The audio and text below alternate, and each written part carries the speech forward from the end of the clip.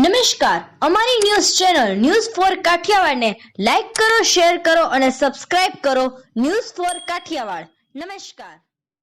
જૂનાગઢ મહાનગરપાલિકામાં જનરલ બોર્ડમાં બજેટ મંજૂર.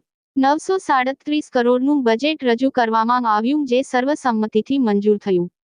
આધુનિક સુવિધા સાથે ફાયર સ્ટેશન અને નવા ફાયર સ્ટેશન બનાવવામાં આવશે. ઓવરબ્રિજનું નિર્માણ કરી ટ્રાફિક લેસ બનાવવા. સિટી બસ સુવિધામાં વધારો.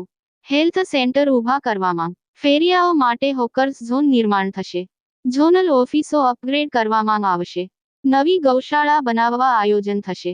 શહેરને સીસીટીવી સજ્જ કરવામાં. ભવનાથમાં મહાદેવની પ્રતિમા મૂકવામાં આવશે.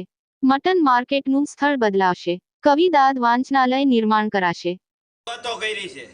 વાસ્તવિક સ્થિતિમાં 2024-25 નું જે બજેટ છે એ ઘણું વાસ્તવિકતાથી નજીક છે. જે યોજનાઓ એમાં સામેલ કરવામાં આવી છે, આમ તો એ યોજના અંતર્ગત એના તમામ કામના ડીપીઆર પણ તૈયાર થઈ ગયા છે. હાલ કોઈને કોઈ યોજના ટેન્ડર પ્રક્રિયામાં, એટલે 24-25 નું બજેટને વાસ્તવિકતાથી નજીક લઈ આવવા માટેનો પ્રયત્ન છે. જે એને ગ્રીન એનર્જીની વાત કરી કે જુનાગઢ કોર્પોરેશનના વાહનોમાં ઇલેક્ટ્રિક કે સીએનજી હોવું જોઈએ, પરંતુ સોલાર રૂફટોપ માટે, આમ તો ગ્રીન એનર્જીને પ્રોત્સાહન આપવા માટે આ ગત બજેટમાં જે પોતાના ઘર ઉપર સોલાર રૂફટોપ ફિટ કરશે અને 10%ની ટેક્સમાંથી રાહત આપી હતી, પરંતુ એથી આગળ વધીને આ બજેટમાં એમાં 20%ની રાહત આપી છે. એટલા માટે થઈ અને ગ્રીન એનર્જીને વધારેમાં વધારે પ્રોત્સાહન મળે. સાથે સાથે ફ્લોટિંગ ક્યાંય વચમાં એક પણ જગ્યાએ ક્યારેય પણ આ બાબતમાં નથી પડવાનો. હજી જાહેર બોર્ડમાં પણ કહી દો, જે કોઈ પણ આપણા હાથની વાત નથી લલિત, જે ટેકનિકલી અમે નથી ગામિતી સાહેબને કહેવાનું નથી, કમિશનર સાહેબ કાયદેસર જેનું તૂટતું હોય છે એનું તૂટવાનું જ છે, અને જે થાય ને એ કાયદેસર જ થાય. અત્યારે પણ જાહેર બોર્ડમાં કહો, એટલે બાકીની બધી વાતો કે બીજી ભાષાનો ક્યાંય જાહેર બોર્ડમાં કહેતા હતા, અત્યારે પણ જાહેર બોર્ડમાં જ કહું છું.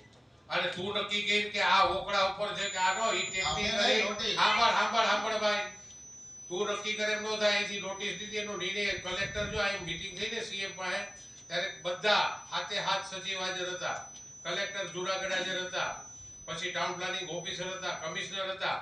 એમાં જે નક્કી થયું છે, જે ગાઈડન્સ ઉપરથી દેવામાં આવશે ને, પણ ટૂંકી વાત એટલી કે અમે એક પણ જણાનો બચાવ કરવા નથી આવવાના.